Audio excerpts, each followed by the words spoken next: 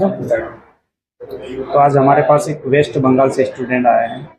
तो उनका पहले क्या सीखा और क्या आता था और अब क्या आता है उनको, तो एक बार इनसे पूछते हैं क्या क्या सीखा क्या क्या नहीं सीखा इनका यहाँ पे मिलने में।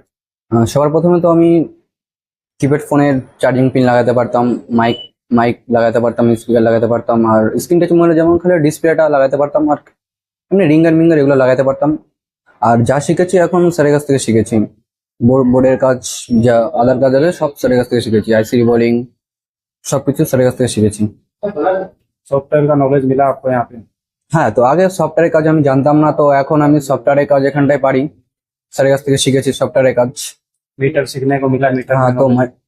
মাল্টিমিটারের কাজ আগে অতটা নলেজ ছিল না, স্যারের কাছে আসার পরে স্যার বলেছে সব নলেজ এখন আছে।